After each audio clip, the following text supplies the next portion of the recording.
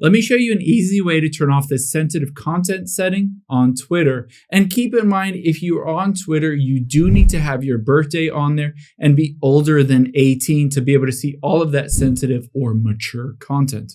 Now, if you're in the X app on your iPhone, Android, or a computer, you can check at the top left, tap on your profile, scroll down, tap on settings.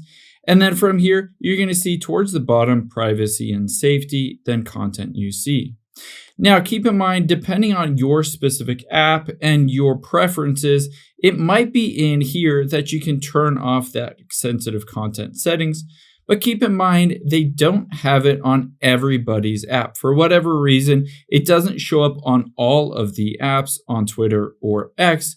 You might need to hop out of here and open up a web browser instead. So let's open up a web browser if you don't see it in there and go to x.com. Of course, you're going to log into your account and make sure you do not open up the app. You stay in the website-based version. If you wanted to be able to see all of that adult content or not hide the adult content or sensitive content, you're going to tap on your profile at the top left and then scroll down to settings and privacy, and then from here, privacy and safety.